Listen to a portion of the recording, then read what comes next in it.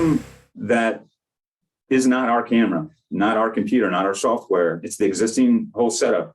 We went in and added the LED light to it, and that's the exact same image given the right energy for the camera. All right, tremendous difference. This right here has no value unless there's a truck that drives through it versus what we have here. Existing non-ECS camera with an ECS LED. Another example here, this is what we talk about maximum even lumens on target. This is not even. So this is what happens when you use individual reflectors on your LEDs is it has a very, it's very powerful, but it's like a narrow. It doesn't do any good because you have to light up a much larger square area. So you're not getting much here. Again, same camera with an ECS LED. That's what your image should be looking like, night and day. These get a little bit harder right here. Right? This one is smart camera, 2.6 megapixel images. It's a lot of pixels.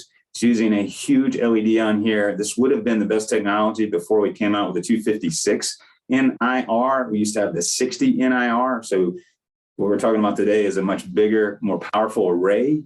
So this right here is a white light. This is the back side of a very large Brownmore machine in the press section. So this is as good as you're going to get with traditional white light. This is the same one with NIR. Same camera, same everything. We just pull out the white light that we use and put in an NIR. This is the type of performance increase you should expect in areas that you could not see in before. Notice you can start to see even the felt line up there. If you can see that level of detail in the felt line, imagine the detail that you can see on your paper machine in the worst of environments. This is a dryer section. It's a great image. This is even using, again, a white LED. Look at the depth of field. This is a 200 to 300 inch machine. Notice I can see with one camera from front to back. Now, that's a factor of the type of camera that we use, the type of way that we set it up. But this is still with a white LED. So I would consider this to be almost an outstanding shot on its own. But it gets better when you deploy the NIR technology. This is that same image with NIR. You're able to see more into the sheet. The more you can see into the sheet, the more you can understand what your problems are, either proactive or reactive. This is a pickup suction roll.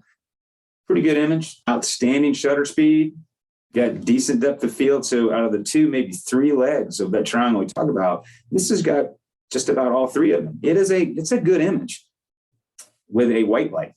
If you use a near IR light, it's the same thing right there. Which would you rather use, A or B?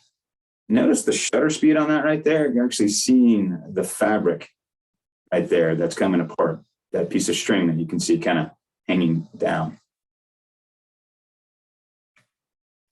This is a press section. Again, very, very good image. Notice the shutter speed. It's phenomenal. It's a great image, but it's using a white LED. Now, what does it look like using an NIR LED with the exact same settings? Look at that.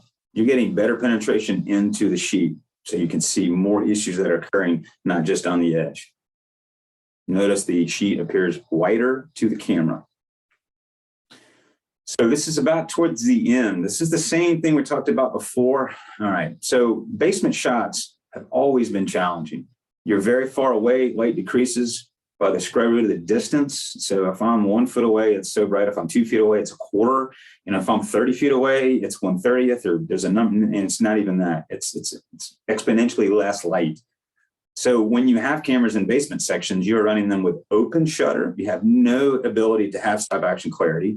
You have no depth of field, so things are going to be blurry as they move across the image. And then number two, you're going to gain the camera so much that it's very hard to see what's going on. It'll look like a snowstorm because you're running the camera in a starved light environment. The solutions are you add a whole bunch of white LEDs down there, tremendous, like runways of them, or you use an NIR LED that is a 256 built in a way to give the type and right kind of lumens so that the camera can operate in its best state. That is, with a closed iris of some sort to create the depth of field, with a shutter speed in the 50 to 100 microsecond range, without increasing gain.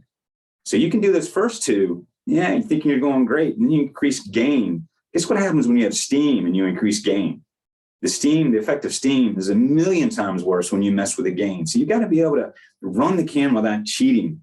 And the cheating is when you bump up the gain, because you're going to lose something when you do that, and you will lose visibility. So in the wintertime, when you're running that paper machine, you think everything's great in the summer, come the winter, can't see anything. There's a couple of things that are probably going on, but I bet you gain is one of the things that was used in order to get the image right when there was no steam. Gain is not your friend. So this is next slide is the 300-inch paper machine, where I'm good 20 feet from the image. I'm even off to the side. I'm not directly under. I can't be, because it's got oil, we got paper coming down. I'm going to be off against to the wall. So I'm even further away at an angle, which means depth of field is really important. I'm not perpendicular. I'm off to the side. So how do I get you the best quality pixels possible for proactive and reactive troubleshooting on your paper machine? It's this right here.